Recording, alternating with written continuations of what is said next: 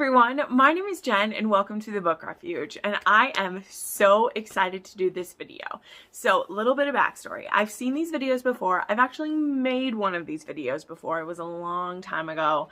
Man, I make so many videos. I don't even remember when it was, but it was this, if you like this, try this video. And so the last time I did that video, I kind of did it on my own, as well as, you know, people asking for recommendations. I was like, this could be a fun way to do a recommendation video.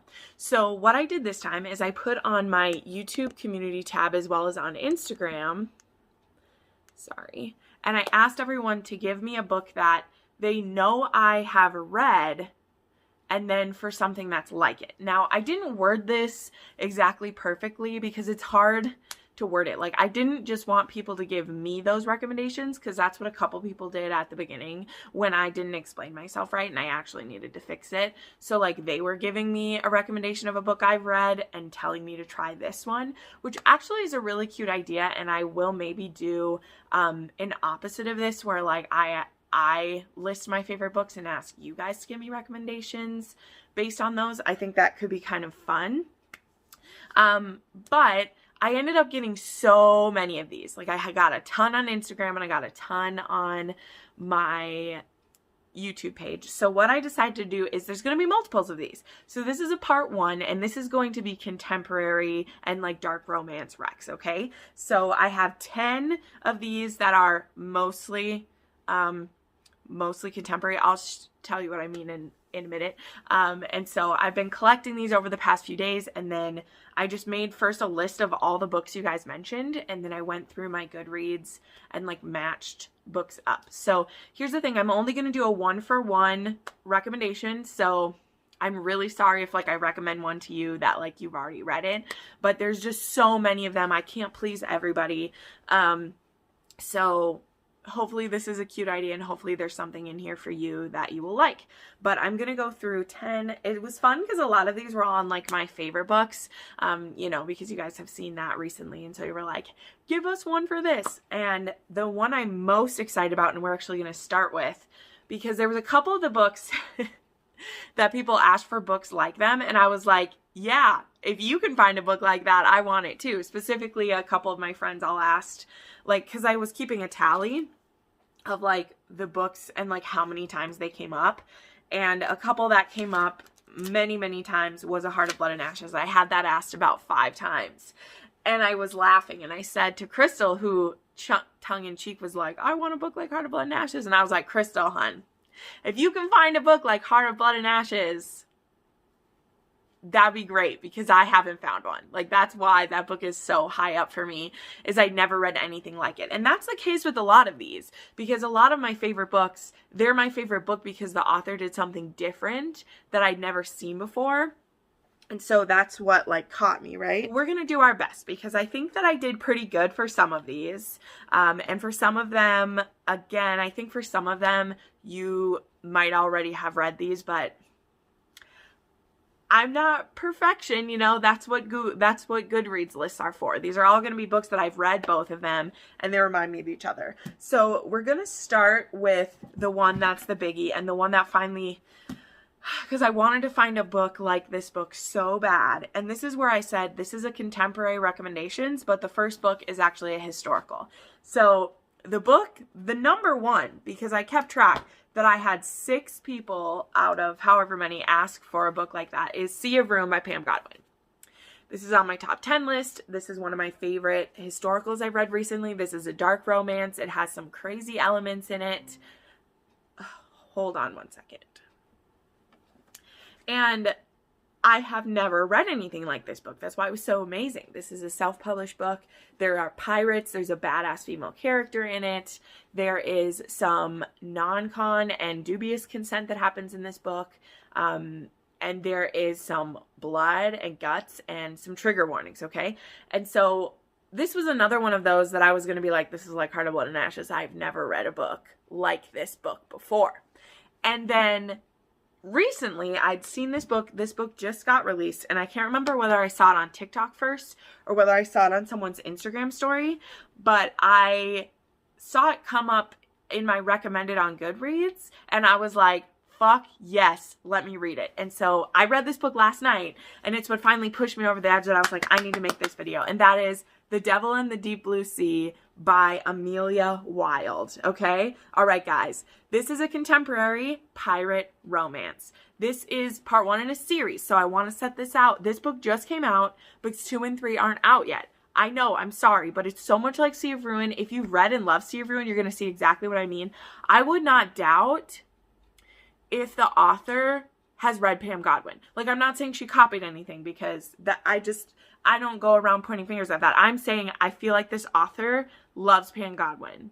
And I love that she does, because this book gave me so much. So this is about a girl who, she's a spoiled rich girl, and she is on a yacht with her boyfriend, and he is into drugs, and some drug lords, or the drug people, end up coming to their yacht, and she's hiding in one of the rooms, and he ends up getting killed right in front of her, killed. And then these pirates are going to steal the boat as payment for the drugs that he's got. So, well, these drug lords, these ones aren't the pirates, but, I mean, they're drug lords on the sea, so what do you do about it? And so she grabs a buoy and she jumps off, and she can't swim, but she jumps off and she ends up floating for a while. Now, there is this ship, which initially we don't know that he's a pirate, but we do because it's in the description, but story-wise we don't know. And there's this crew of men, and it's led by Poseidon. Yes, his name is Poseidon because, side note, I haven't read these books yet, but this author, that's my lunch. This author has written 2 other trilogies about Greek gods. She has a Zeus one and a Hades one, and then this Poseidon one is happening right now. So, but anyway, he ends up rescuing this girl, and then he finds out who she is. He gets her, she's very sick. She's been at sea, we don't know how long. She almost has hypothermia. So they're nursing her back to health. He finds out who she is, discovers she's an heiress, and now he's got some collateral, because this is a pirate ship that we're on. So he's not just going to let her go. So she very quickly realizes that, and then things escalate. This woman, though, for being a spoiled rich girl, she is not willing to back down. She fights him so hard. I don't want to spoil anything, because this first book, it's only 210 pages.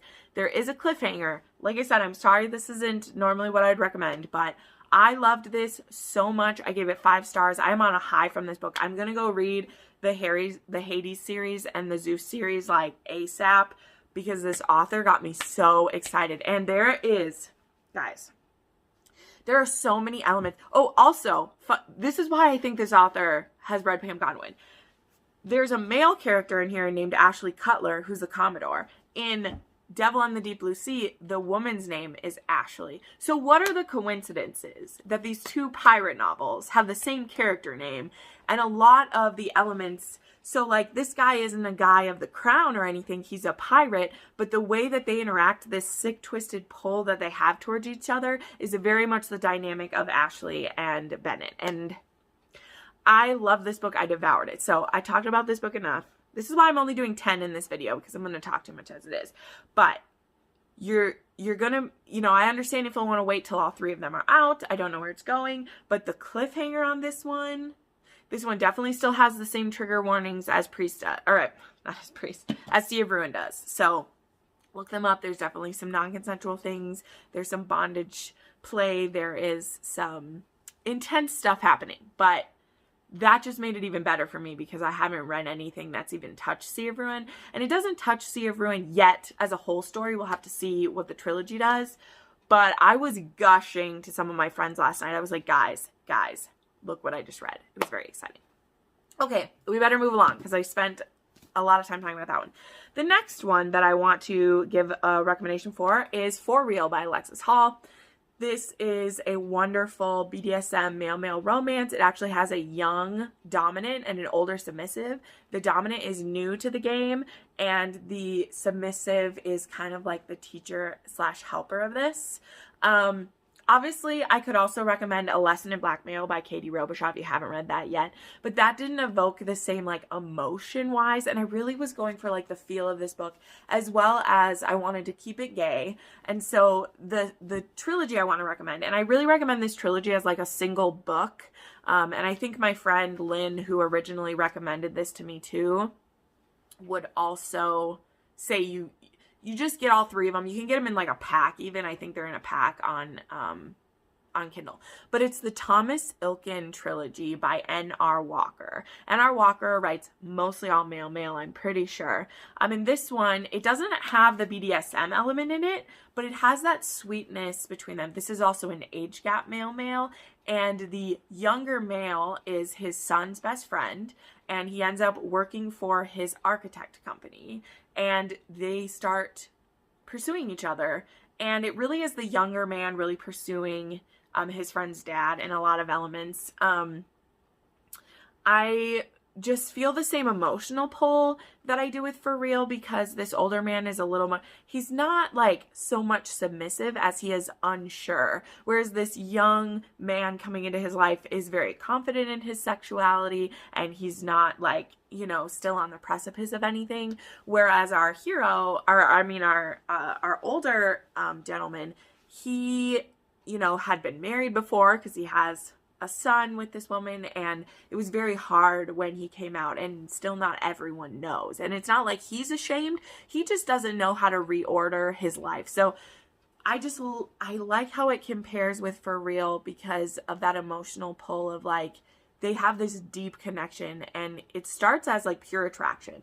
Also, the younger male is very like blunt about what he wants. He's like, hey, you're my friend's dad, and you're possibly going to be my boss, but like, I find you really attractive, and I'm not going to hide it. So we should just kiss and get it out of the way. Like, that's their first like interaction, and I just really appreciated that. So that is going to be my recommendation. If you like For Real, check out any N.R. Walker. She has that emotional pull in hers for sure.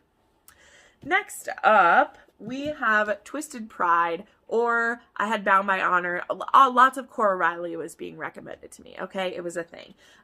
This is another series that I've been trying to find something that gave me the same feeling. And now specifically for this recommendation, I'm talking about the Kimura Chronicles, okay? Because to me, the Kimura Chronicles are edgier, more heartbreaking. They break a lot of rules, even though still following some traditions.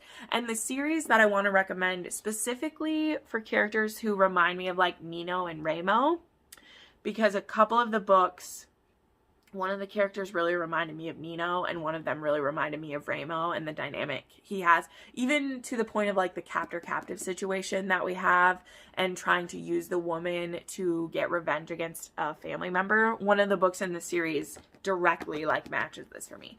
And so that's going to be the Maid series by Danielle Laurie. I recently just binged this. I binged this on Saturday and Sunday. Binged this trilogy. There's supposed to be more coming. I'm so excited about this. I've been seeing this on TikTok. I've been seeing this recommended to me. People have been mentioning it when they saw me reading this. Some of my other friends who read Mafia, they were like, yes, people keep recommending this to me. And I absolutely love this. The reason why, though, it doesn't remind me of the Born in Blood series. It reminds me of the Kimura Chronicles because it's much grittier and nastier and more violent than I feel like the Born in Blood series is. You know, if you've read all the books, you know what I mean. The Kimura just like ups the game. It ups the game. The first book is The Sweetest Oblivion. This book was super unique to me. It's why I really, really liked it, because I'd been reading other ones that were trying to be, you know, I'm not saying they were exactly like, but they were an arranged marriage in the way that they were like Luca and Arya, you know. Whereas this one was, this guy, he's actually engaged to her sister. There's no cheating that happens in this because 2 reasons. One, you know, they aren't really together. It's an arranged marriage on paper, not any feelings between her sister and this man. In fact, her sister is in love with someone else and does not want to marry this guy. And number 2, they really just kind of toy with each other. So our heroine, well, I'm not going to go into all the details of these 3, but I really loved it. It has a unique setup because they aren't originally engaged to marry each other in that one. And I thought how it played out was very unique, and I really loved it. Then the second one, the main character is someone we met in the first one, and he's actually a dirty Fed. Like, he is a federal agent who's working with the Mafia, and like, it's known among the Mafia that he's working with them. And he has been obsessed with this one woman for many years, almost 10 years, and he's watched her be married to different, like, old men, because that's what's happening to her in the mafia. She just keeps getting passed off. She's actually our hero from the first one. It's actually his stepmother, and he's actually older than her, and so they've actually slept together before, and they have this really, like, fun relationship, actually, and she becomes friends with his new wife. But this dirty fed Christian, he is ready to make his move. But Gianna, our heroine's name is Gianna, she has just been tossed around, basically, and she's turned, like, she just doesn't feel like she has feelings left. But Christian is ready to make his move, only he knows that if he's not careful, he's going to scare her away. So this has a pining hero. He's very, like, OCD in his mind, because there were a lot of things in his life that he could not control, and so now he just is like, I need to have control in everything. And then the third one is the one that I said reminded me of Twisted Pride the most, and that one's called The Darkest Temptation. And it's about this 19-year-old girl who goes to Moscow to see her dad, because her dad's a very absent father, and she's in between high school and college, and she doesn't know what she's going to do, and so she goes there, and she ends up running into this guy named Ronan, who, little does she know, is actually her father's in the mafia, which she didn't know. He's kept that hidden from her all her life. As well as this man, Ronan, knows who she is, because she has a very distinct look, and she looks like her mother. And her mother was a very notorious woman in mafia circles. And so this man starts wooing her, and then, oops, I'm not really wooing you. I've kidnapped you. So that happened. But anyway, I love this trilogy. It has the same grittiness I like of Kimura. It even goes one step further. It has a lot of just, it was fantastic. I can't wait for there to be more by that author. Then, guys, this one is another one that, how am I supposed to find a book like this? So I have The Takeover by TL Swan. Of course, I knew a lot of you guys would say this one, because you know it's my favorite book from 2020. This has a billionaire who falls for a widow with 3 kids, and he not only wins over the woman, but he wins over her 3 sons, and just loves them and welcomes them into his family, and it is absolutely gorgeous.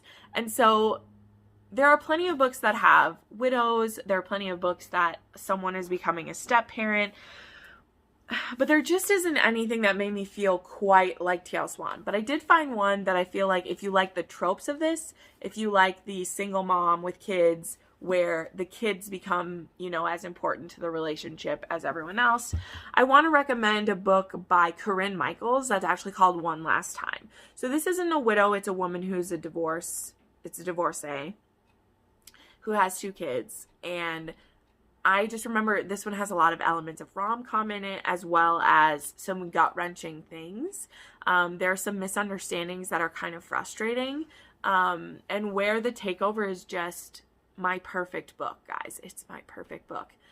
So this one just can't quite compare like that, but it has some of those same tropes, and it's kind of fun, and I think you could also enjoy that if you enjoyed The Takeover. There could be things that you see similar.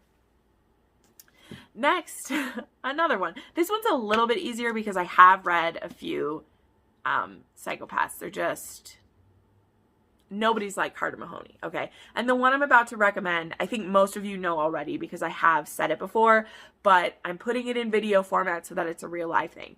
This is about a hero who is assaulting her heroine in the first couple chapters. He is forcing her to do sexual acts with him as a form of, like, punishment, and then he's like, I'm going to control your life, and you're going to be my woman, and nothing you do is going to stop me.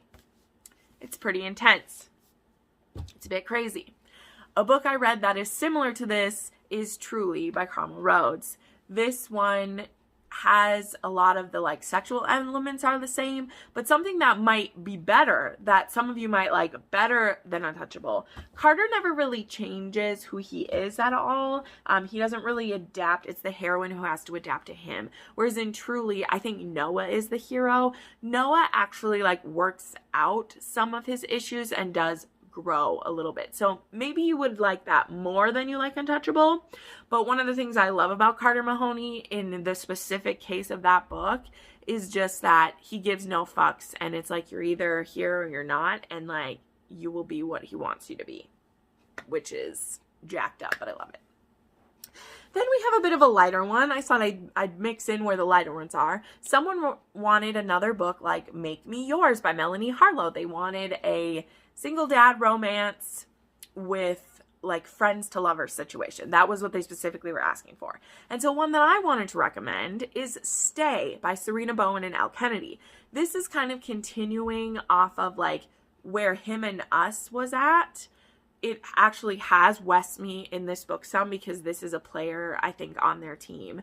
But this is a single dad who's actually using this new, like, delivery thing. It's kind of funny because when this book was written, like, COVID hadn't happened yet, but now we do stuff like this all the time. And it's actually called Fetch. And it started as this thing where, like, celebrities could get their dogs walked. But then it is like transforming into like personal shoppers and like helping with things when there's people who aren't home a lot of the time.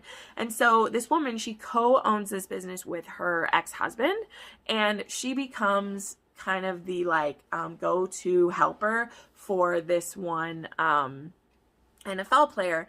And they end up having kind of a texting relationship with each other because they message each other on the app, and she does things for him, you know, in the context of this job. And then he actually has like cameras installed so that he can check in on his dog when he's gone and like check in on everything that's happening. And so he sees that it's not the normal person coming, it's actually this woman coming to do it. And not only is it this woman personally taking care of his stuff, because one of her staff actually did something kind of creepy in his house, and he's like, hey, I know your business isn't like this. I've loved working with you, but like I need someone else to be doing it. And so she personally takes care of his.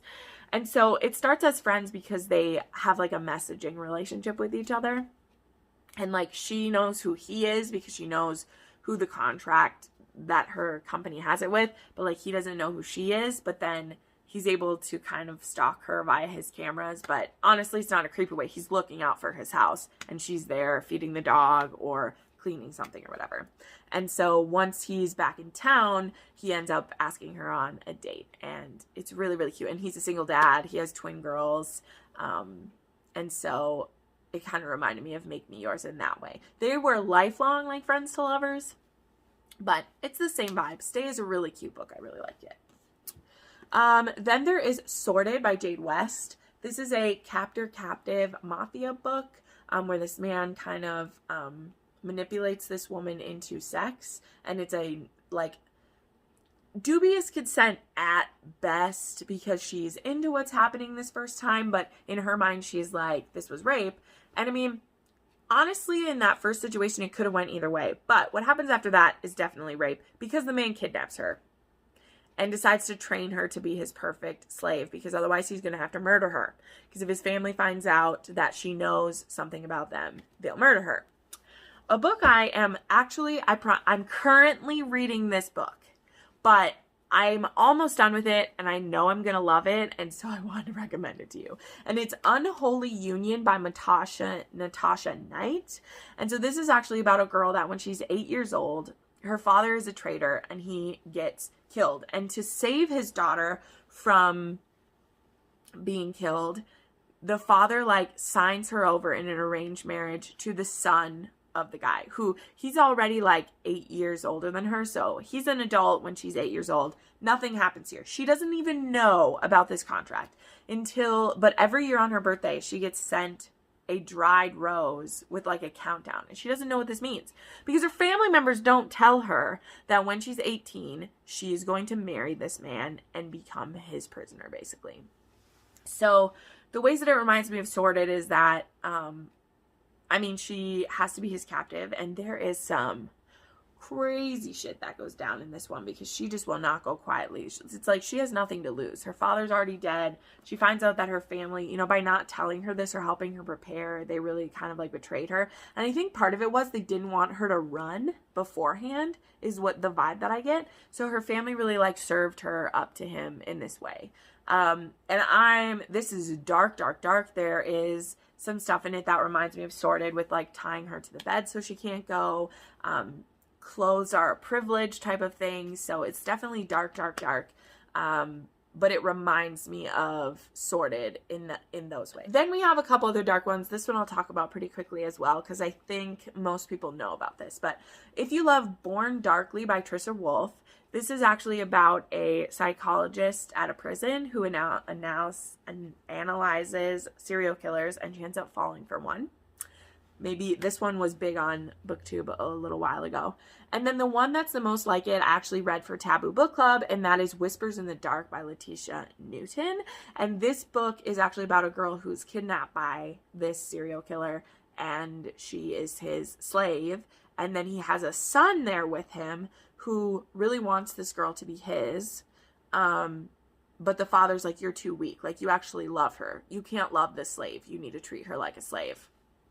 And so there's two parts of this book. There's the one part where she is a prisoner of this man, and then there's a part that takes place like 10 years later where she now is a serial killer, killing bad people. It's amazing. It is, I think, one of my friend Tamika's favorite books of last year. It was a bit much for me, y'all. It was a bit much for my brain, but I thought I would share that one. Next, there's Him by Sarina, Bowen, and Elle Kennedy. They're showing up again on here. A lot of people are asking for books like this. This is a really sweet friends to lovers. It's a male friends to lovers. One of them hasn't known that he was gay, while the other one has known, and they haven't seen each other in a while because the guy who's gay is like, I'm gay for my best friend, and I don't want to pressure him into anything or have anything be weird between us. So he just doesn't talk to him for a long time, because that's a good way to do it. That's a good way to have good communication. And the one that I want to say that's kind of like it, and it's not for the friends to lovers, this is actually an enemies to lovers, but there was a lot of elements that kind of reminded me about it because they're both like college, and that is Out in the Open by A.J. Truman.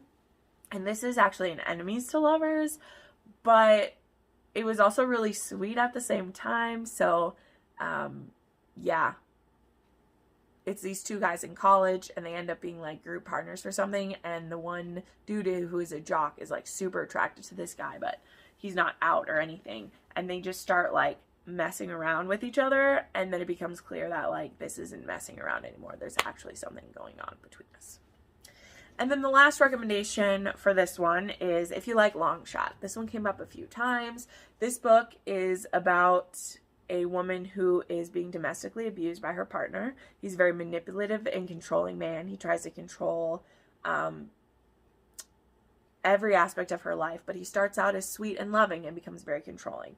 And then there's this guy, August, who he has always had a thing for this girl, but they never caught each other at the right time. And now he knows something wrong is happening, but he doesn't know what, and he doesn't know how to fix it. But the way that, you know, once that garbage is to the side, the way that he wins her over with his patient kindness and devotion is just, it's so beautiful. And the book that I want to recommend if you read Long Shot is Blue-Eyed Devil by Lisa Kleypas. This is one of her contemporary novels. This is one of her, I can't remember what the series name is, the Travis series, I think. And there's this girl, Haven, and she ends up married to a man who only wanted her for her money. He tries as well to manipulate her fertility. He is abusive. He cuts her off from her family, and he's very controlling and horrible to her. And once she's had enough, once she's come to the point where she's done and she makes it back to her family, she's a very skittish person, but she doesn't want to be fearful. And she meets a man who's willing to be patient and to help her get back to who she's meant to be. And I really, really love this. I haven't read any other books in the series yet. I literally read this one because I listened to the podcast about it, and I love Lisa Kleypas, and I was like, I have to read this one because I love reading about people who find freedom from their abuser. I mean, I think a lot of us do. I have to be in a very particular mood to be able to read a book like this because it's tough, but this one was just, it was everything. It was so, so good. So there you go. There are 10 books. If you like this, try this. I hope some of these are new to you. I'm sorry if some of them, you know, you've already read those, but I tried my best. There will be more of these coming. I'm planning to do a historical one of these because I had equal amounts historical and contemporary recommended, so I thought I would just split them up. But feel free to send me more of these. Remember, books you know I've read that you would like a book like that book. That is what the prompt is for this. It's hard to word it, but it's like, don't pick one that you love and you're hoping for me to give you one like it, because I have to have read it to give you a book like it. So there's a lot of people just telling me their favorite books, which is great. I love getting recommendations for that, but it's like, but if I haven't read it, I can't give you a recommendation like it. So just keep that in mind. Thank you so much for watching. I put up new videos 3 to 4 times a week, and you can watch more of them real soon.